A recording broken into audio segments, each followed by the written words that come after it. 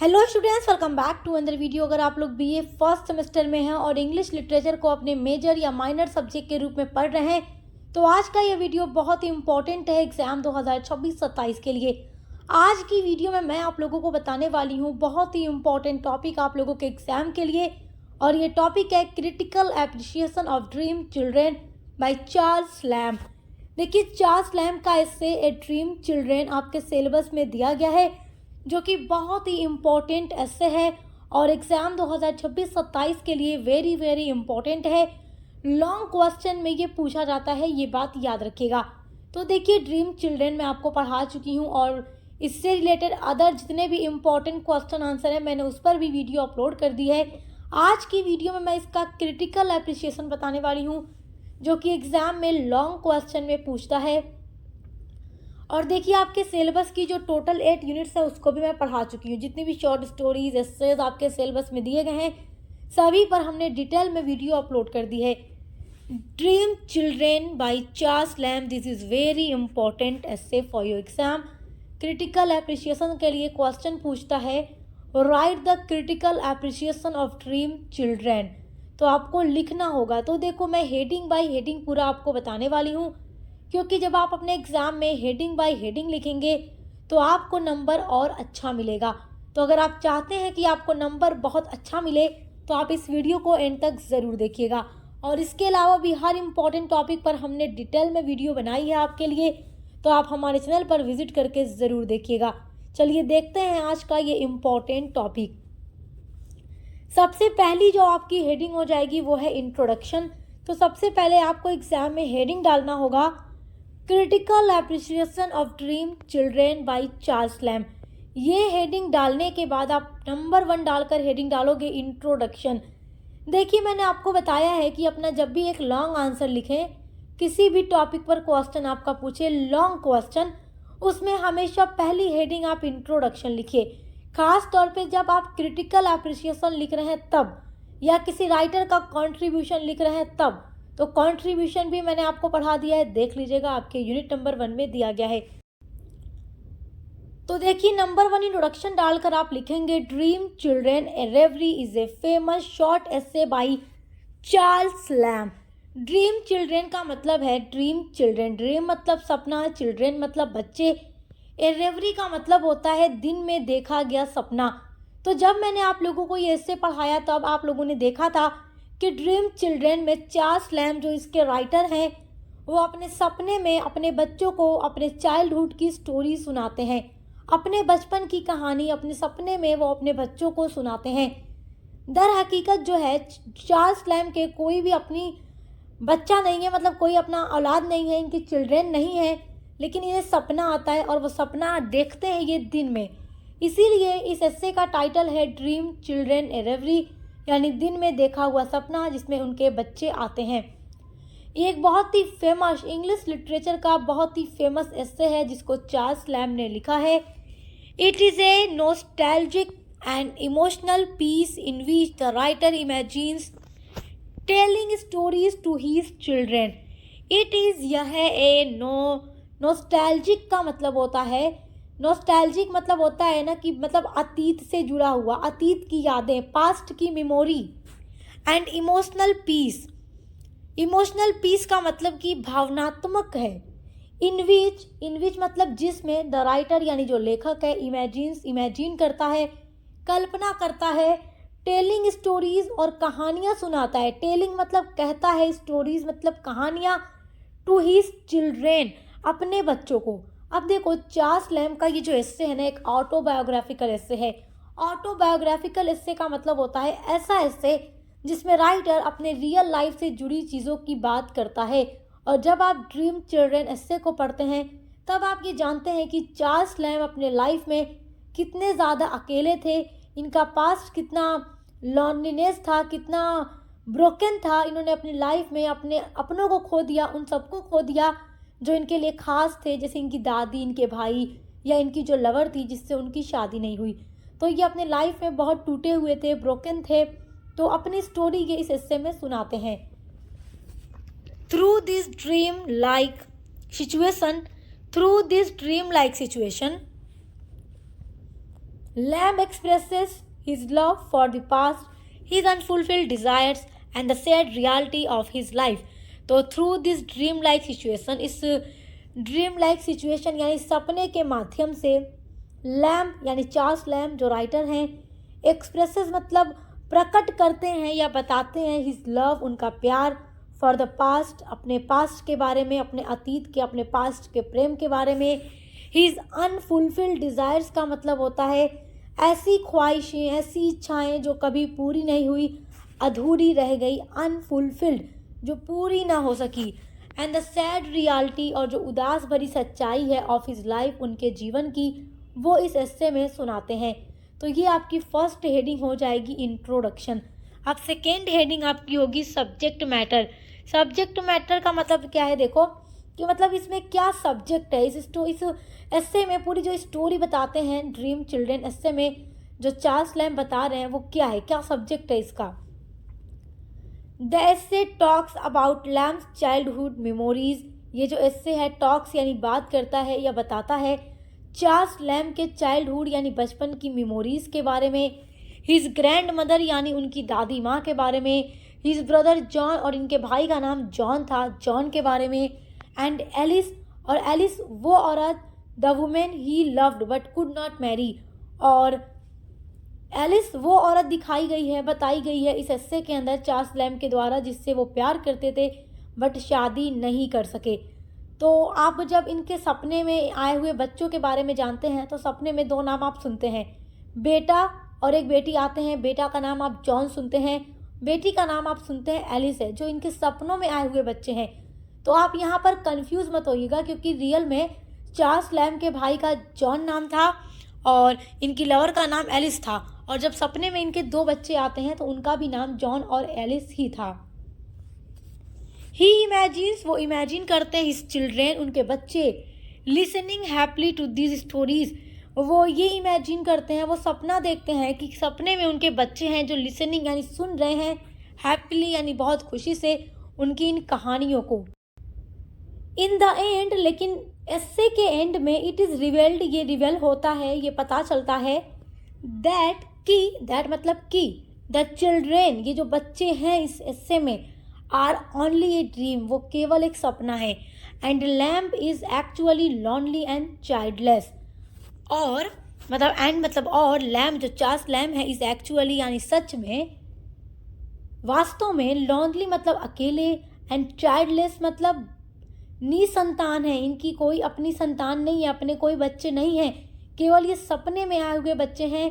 तो ये बात याद रखिएगा, इसका पूरा सब्जेक्ट मैटर यही है कि चार्ल्स लैम्ब की इसमें चाइल्डहुड मेमोरीज बताई गई हैं और वो मेमोरीज वो खुद अपने सपने में आए हुए दो बच्चों को सुनाते हैं, और एंड में पता चलता है कि ये जो बच्चे हैं केवल एक ख्वाब है, एक सपना है, नॉट रियल मतलब सच में नहीं है, हकीकत में नहीं है, ओनली क्या है, ड्रीम है। अब देखिए जो आपकी थर्ड हेडिंग है आपके क्रिटिकल एप्रिसिएशन की, वो है थीम। थीम का मतलब होता है विषय क्या है, तो ये आप पॉइंट में लिखिएगा, आपको नंबर अच्छा मिलेगा। देखो यहाँ देखो थर्ड हेडिंग क्या है, थीम। थीम में आप डालोगे, थीम हेडिंग डालने के बाद डालिएगा the main themes of the essay are. इस एस्से में कई सारी थीम्स दिखाई गई हैं चार्ल्स लैम्ब के थ्रू। फर्स्ट थीम है nostalgia for the past. Nostalgia मतलब होता है अतीत की यादें यानी पास्ट की मेमोरीज। तो पहली थीम तो इसमें ये दिखाई गई है। दूसरी थीम है इल्यूजियन वर्सेस रियलिटी। इल्यूजियन मतलब होता है कल्पना, वर्सेस रियलिटी मतलब सच्चाई। तो इमेजिनेशन और रियलिटी के बीच में अंतर दिखाया गया है। जैसे आपने देखा चार्ल्स लैम्ब सपना देख रहे हैं कि इनके दो बच्चे हैं इनके सपने में, और अपने बच्चों को ये सारी कहानियाँ सुनाते हैं, लेकिन जैसे ही उनकी आँख खुलती है तब उन्हें ये पता चलता है कि ये केवल एक सपना था, उनकी कोई अपनी औलाद नहीं है, यहाँ कोई बच्चे नहीं हैं, वो बिल्कुल अकेले अपनी एक बहन के साथ रह रहे हैं जो भी, और उनकी बहन जो भी है वो बीमार रहती है, और इनकी लाइफ में कोई भी नहीं है, जो भी इनके खास थे, इनके प्यारे थे, सबकी डेथ हो चुकी है। थर्ड थीम जो दिखाई गई है वो है unfulfilled love and sorrow. Unfulfilled love यानी अधूरा प्यार, और सॉरो यानी दुख, यानी जिससे ये लव करते थे उनसे शादी नहीं हुई। और फोर्थ जो थीम दिखाई गई है वो है लॉनलीनेस यानी अकेलापन। चार्ल्स लैम्ब का अकेलापन पूरे तरीके से इस एस्से के थ्रू उनके रीडर को पता चलता है। दीज एस्से शोज, ये एस्से दिखाता है, शोज मतलब दिखाता है कि हाउ यानी कैसे स्वीट ड्रीम्स, जो स्वीट ड्रीम्स होते हैं, थोड़ी देर के लिए जो सपने हमें आते हैं जो काफ़ी स्वीट होते हैं, अच्छे होते हैं, कैन गिव कंफर्ट, जो कि हमें दे सकते हैं कंफर्ट यानी आराम, but also and in sadness when reality returns. लेकिन एंड में जब हमें पता चलता है कि ये केवल एक ड्रीम था, रियलिटी नहीं थी, जब हम अपनी रियलिटी में, अपनी सच्चाई में वापस आते हैं, उसका सामना करते हैं, तब हम फिर से दुखी हो जाते हैं। जिस तरीके से चार्ल्स लैम्ब सपने में अपने बच्चों को कहानियाँ सुना रहे हैं अपने बचपन की, तो वो काफ़ी खुश लग रहे हैं, लेकिन जैसे ही उनकी आंखें खुलती हैं और उन्हें पता चलता है कि ये केवल एक सपना था, सपने से ज़्यादा कुछ नहीं, तो फिर से वो सैड और अकेले हो जाते हैं। चलिए फोर्थ हेडिंग देखते हैं आपके क्रिटिकल एप्रिसिएशन की। बहुत इंपॉर्टेंट ये क्वेश्चन है आपके लिए। फोर्थ हेडिंग है ऑटोबायोग्राफिकल एलिमेंट। ऑटोबायोग्राफिकल मतलब होता है आत्मकथात्मक, एलिमेंट मतलब तत्व, यानी कि इसमें राइटर चार्ल्स लैम्ब ने ऑटोबायोग्राफिकल एलिमेंट्स को यूज़ किया है। ऑटोबायोग्राफिकल का मतलब कि ये एक ऐसा एस्से है जो चार्ल्स लैम्ब की रियल लाइफ से जुड़ा है, उनकी रियल लाइफ स्टोरी को बताने की कोशिश करता है। और इंग्लिश लिटरेचर में जब आप एक ऑटोबायोग्राफिकल एसेइस्ट की बात करेंगे तो आप चार्ल्स लैम्ब का नाम वहाँ पर ज़रूर देखेंगे, क्योंकि चार्ल्स लैम्ब एक ऐसे एसेइस्ट थे जो अपने एस्से में अपनी रियल लाइफ को इंक्लूड ज़रूर करते थे, क्योंकि ये अपनी लाइफ में काफ़ी लॉनली यानी अकेले और इनकी लाइफ में सैड बहुत ज़्यादा थे। तो पहला पॉइंट आपका है the essay is highly autobiographical. ये एस्से पूरे तरीके से ऑटोबायोग्राफिकल है, इनकी रियल लाइफ से जुड़ा है। ऑटोबायोग्राफिकल एस्से का मतलब ही होता है कि ऐसा एस्से जिसमें राइटर अपनी रियल लाइफ से जुड़ी बात करता है। ऑटोबायोग्राफी के बारे में आप लोगों ने पढ़ा है अपनी यूनिट नंबर 2 में, जो कि एक प्रोज स्टाइल होता है। तो ऑटोबायोग्राफी में राइटर अपनी रियल लाइफ से जुड़ी कोई ना कोई बात करता है। तो इनका ये जो एस्से है ऑटोबायोग्राफिकल एस्से है, जिसमें वो अपने ही लाइफ की बात कर देते हैं। सेकेंड पॉइंट है Alice represent Ann Simmons whom Lamb beloved. तो एलिस एक ऐसी वुमेन दिखाई गई है इसमें जो कि एन सिमोन्स यानी कि एन सिमन्स नाम था, और एलिस नाम से इन्होंने बताया है अपने हिस्से में, जिससे ये प्यार करते थे। थर्ड पॉइंट है John is lamb real brother. और जो जॉन थे, जॉन लैम्ब, वो चार्ल्स लैम्ब के रियल ब्रदर थे, और इनके ड्रीम में जो बच्चा आता है इनका, वो भी जॉन नाम का था। फोर्थ पॉइंट है the reason Lamb could not marry in his responsibility toward his mentally ill sister. तो देखिए चार्ल्स लैम्ब अपनी रियल लाइफ में शादी नहीं कर पाए, ये शादी इनकी नहीं हुई थी, और इसकी वजह ये थी, देखो इसकी वजह क्या थी, कुड नॉट मैरी, इन्होंने शादी नहीं की। लैम्ब ने क्यों शादी नहीं की? इनकी एक सिस्टर थी जो कि बीमार रहती थी, तो लैम्ब की एक सिस्टर थी जो कि मेंटली बीमार रहती थी, और बहन की जिम्मेदारी की वजह से इन्होंने कभी शादी नहीं की।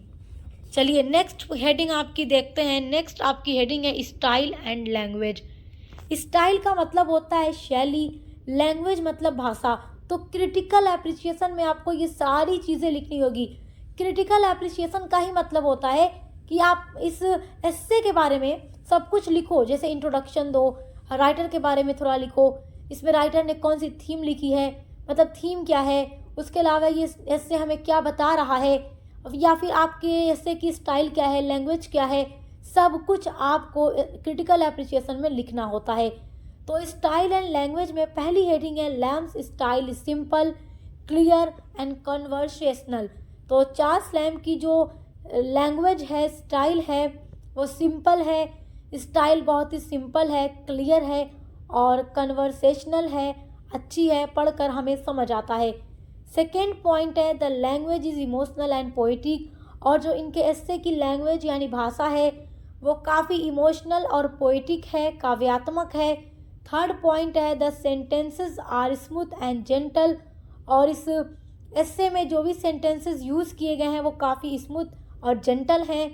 फोर्थ पॉइंट है there is a dream like quality that suits the theme of a reverie. और पूरे निबंध में स्वप्न यानी कि सपने जैसी अनुभूति है, यानी कि पूरे अपने ड्रीम को यहाँ पर वो एक्सप्लेन करते हैं। 6 आपकी हेडिंग है यूज़ ऑफ पैथोस, यानी कि इसमें उन्होंने पैथोस का यूज़ किया है। पैथोस का मतलब होता है करूड़ा। देखो, पैथोस का मतलब होता है ना एक ऐसा प्रोज डिवाइस। पैथोस के बारे में आपको मैं यूनिट नंबर 3 में पढ़ा चुकी हूँ। पैथोस एक प्रोज डिवाइसेस है, और इसमें आप जानते हैं कोई भी राइटर पैथोस का यूज़ तब करता है अपने वर्क में जब उसे अपने रीडर को थोड़ा इमोशनल करना होता है। जब आप कोई भी स्टोरी पढ़कर थोड़ा सैड हो जाएं और आपको सिंपैथी होने लगे, इमोशनल हो जाएं, तो वहाँ पर पैथोस का यूज़ होता है, यानी कि रीडर को थोड़ा इमोशनल और सैड करने के लिए, सिंपैथी ले आने के लिए। और जब राइटर रीडर को हंसाना चाहता है तब ह्यूमर का यूज़ करता है, जो कि पैथोस से अपोजिट है पूरी तरीके से। तो इस एस्से में चार्ल्स लैम्ब पैथोस का यूज़ करते हैं। The essay strongly appeals to the readers emotion. ये निबंध रीडर की भावनाओं को गहराई से छूता है। The ending is specially touching, और इसकी जो एंडिंग है वो काफ़ी ज़्यादा हार्ट टचिंग है। व्हेन, जब चिल्ड्रेन डिसअपीयर लाइक शैडो, जब बच्चे, जो स्वप्न में बच्चे चार्ल्स लैम्ब को दिख रहे हैं, वो डिसअपीयर होते हैं, दिखते नहीं हैं, शैडो की तरह, परछाई की तरह जब वो गायब हो जाते हैं, तब ये इससे काफ़ी ज़्यादा हार्ट टचिंग हो जाता है। Showing that they never existed, और जब पता चलता है चार्ल्स लैम्ब को कि ये बच्चे तो थे ही नहीं, ये केवल एक ख्वाब है, एक सपना है, और ये गायब हो जाते हैं, तो यही चीज़ क्रिएट करती है, this creates a deep feeling of pity and sadness. तो यही चीज़, जब चिल्ड्रेन डिसअपीयर होते हैं और पता चलता है कि ये कभी थे ही नहीं, केवल एक सपना है, एंड में आकर के ये रीडर को पता चलता है कि ये केवल एक सपना है और कुछ भी नहीं, क्योंकि चार्ल्स लैम्ब के तो कोई चिल्ड्रेन था ही नहीं, क्योंकि इनकी शादी नहीं हुई थी। तब ये चीज़ रीडर को, जो पढ़ने वाला होता है ऐसे को, उसको काफ़ी ज़्यादा इमोशनल कर देता है, उसकी फीलिंग काफ़ी पिटी और सैडनेस हो जाती है, रीडर जो है काफ़ी दुखी हो जाता है, सैड हो जाता है। अब देखिए, आपकी जो 7th हेडिंग है वो है इमेजिनेशन एंड ड्रीम टेक्निक। चलिए देखिए, इमेजिनेशन एंड ड्रीम टेक्निक, यानी कि इमेजिनेशन मतलब होता है कल्पना, ड्रीम मतलब सपना, टेक्निक मतलब शैली। तो देखते हैं, Lamb uses a dream framework to move freely between past and present. तो इस हिस्से में चार्ल्स लैम्ब ने पास्ट और प्रेजेंट के बीच की बातें की है। The imaginary children allow him to express feeling that he could not express openly in real life. जो इनके इमेजिनरी चिल्ड्रेन हैं, जो इनके सपने में बच्चे हैं, उसे वे भाव व्यक्त करने देते हैं जिन्हें वह वास्तविक जीवन में नहीं कर सका। मतलब कि सपने में जो बच्चे इनके आते हैं, उनको वो अपने लाइफ की वो सारी स्टोरी सुना देते हैं जो मतलब इनके दिल में थी, अपनी मेमोरी, अपनी चाइल्डहुड मेमोरी, अपने भाई के बारे में, अपने भाई की डेथ के बारे में, अपने भाई के बारे में हर एक चीज़, कि उनका भाई कितना स्ट्रांग था, कितना हैंडसम था, कितना बहादुर था, और वो कैसे मर गया, उनकी दादी कितनी रिलीजियस मतलब कि वुमेन थी, उनकी डेथ हो गई, वो कहाँ रहती थी, सारी चीज़ों के बारे में वो अपने सपने में आए हुए बच्चों के बारे में बता देते हैं। मतलब सपनों में आए हुए बच्चों को बता देते हैं अपनी पूरी की पूरी स्टोरी। अच्छा देखिए, बोलते टाइम कुछ बातें जो होती हैं सही बोलना होता है, बट बोलते बोलते कुछ वर्ड्स बाय मिस्टेक इधर उधर हो जाते हैं, तो उसको आप लोग थोड़ा इग्नोर कर दिया कीजिए, ठीक है। तो देखिए स्टूडेंट्स, यहाँ पर मैं ये आपको बता रही हूँ कि चार्ल्स लैम्ब यहाँ पर एक ड्रीम टेक्निक को यूज़ करते हैं, और ड्रीम टेक्निक को यूज़ करके वो सब कुछ अपने इस एस्से में एक्सप्लेन कर देते हैं, किस तरीके से सपने में आए हुए बच्चों के थ्रू। क्योंकि ये सपना देखते हैं एक दिन कि सपने में मेरे 2 बच्चे आए हैं, एक बेटी और एक बेटा, और अपनी चाइल्डहुड मेमोरीज उनको सुना डालते हैं, और फिर बाद में वही अपने एस्से में लिख डालते हैं। क्रिटिकल एप्रिशिएशन की 8वीं हेडिंग है एंडिंग एंड ट्विस्ट, क्योंकि इसकी एंडिंग काफ़ी ट्विस्ट वाली होती है। अब क्या है देखिए, the sudden ending is very powerful. अचानक इसकी एंडिंग होती है, मतलब निबंध का जो अंत है अचानक और अत्यंत प्रभावशाली है, बहुत ही पावरफुल है। द हैप्पी ड्रीम्स ब्रेक, ये प्यारा सा खुशी देने वाला सपना टूट जाता है। एंड रियलिटी अपीयर्स, और सच्चाई सामने आती है। द चिल्ड्रेन वैनिश, वैनिश मतलब गायब होना। जो बच्चे, जिन बच्चों को चार्ल्स लैम्ब अपनी सारी बचपन की कहानियाँ सुना रहे हैं, वो बच्चे अब वैनिश्ड हो रहे हैं, गायब हो रहे हैं। And lamb is left alone, और एक बार फिर से चार्ल्स लैम्ब अकेले रह जाते हैं, अकेले हो जाते हैं। This contrast make the essay memorable and heartbreaking, और यही चीज़ इस एस्से को काफ़ी मेमोरेबल और हार्ट ब्रेकिंग बना देता है। जिस तरीके से चार्ल्स लैम्ब बैठ करके अपने दो बच्चों को, बेटी और बेटा को, अपने बचपन की कहानियाँ सुना रहे थे, अचानक से एंडिंग होती है और इस समय ट्विस्ट आता है, वो बच्चे गायब होते हैं। तब पता चलता है कि वो केवल एक ड्रीम चिल्ड्रेन थे, मतलब रियलिटी में नहीं थे। आपकी जो 9th हेडिंग है वो है क्रिटिकल इवैल्यूएशन। क्रिटिकल का मतलब होता है आलोचनात्मक, इवैल्यूएशन का मतलब मूल्यांकन करना। तो फर्स्ट पॉइंट आपका हो जाएगा इमोशनल डेप्थ, यानी कि गहरी भावनात्मकता। सेकेंड पॉइंट है ऑनेस्ट सेल्फ एक्सप्रेशन, यानी इसमें सच्चाई के साथ सेल्फ एक्सप्रेशन चार्ल्स लैम्ब ने दिया है। और तीसरा पॉइंट है blending of dream and reality, इसमें ड्रीम और रियलिटी का पूरा ब्लेंड है, यानी मिश्रण है, और बहुत ही सुंदरता के साथ चार्ल्स लैम्ब ने इन चीज़ों के बारे में इसमें एक्सप्लेन किया है। चलिए अब नेक्स्ट आपकी और लास्ट हेडिंग देखते हैं, कॉन्क्लूजन। क्रिटिकल एप्रिसिएशन में कॉन्क्लूजन ज़रूर लिखिएगा। Dream children a reverie is a very beautiful sad and touching essay, ये बहुत ही ब्यूटीफुल, सैड और हार्ट टचिंग एस्से है। इट शोज़, ये दिखाता है चार्ल्स लैम्ब की mastery in expressing personal sorrow with simplicity and grace. Dream children a reverie बहुत ही अच्छा एस्से है। इसमें चार्ल्स लैम्ब ने अपनी व्यक्तिगत पीड़ा को सरलता और गरिमा के साथ प्रस्तुत किया है। The essay stage in the readers mind because of its truth, emotion and gentle charm. इसकी सच्चाई और भावनात्मक गहराई इसे यादगार बनाती है, और ये से काफ़ी ज़्यादा अच्छा है। तो आपको अपने एग्जाम में क्रिटिकल एप्रिसिएशन इसी तरीके से पूरा हेडिंग बाय हेडिंग लिख करके आना है। मैंने यहाँ पर टोटल आपको 10 हेडिंग के थ्रू पूरा क्रिटिकल एप्रिसिएशन समझा दिया है। ये नोट्स आपके बहुत काम आएगा, तो आप चाहें तो नोटबुक में नोट कर सकते हैं, ताकि आप एग्ज़ाम में जब क्वेश्चन पूछे तो जाकर पूरा यही अपना आंसर लिख करके आइएगा, आपको पूरा का पूरा नंबर मिलेगा। इसी तरीके से हमारे एक टॉपिक पर डिटेल में वीडियो अपलोड कर चुके हैं, आप देख कर तैयार कर लीजिएगा। आपके सिलेबस का कोई भी ऐसा टॉपिक नहीं है जिस पे हमने वीडियो ना बनाई हो। हर छोटा से छोटा, हर बड़ा से बड़ा टॉपिक लॉन्ग तरीके से, शॉर्ट तरीके से आपको पढ़ाया गया है हमारे चैनल पे, ताकि जिस तरीके से भी क्वेश्चन पूछे तो आप अपना आंसर लिख सकें। तो अच्छे से पढ़ाई करते रहिए। Best of luck. आप मिलते हैं अगली वीडियो के साथ।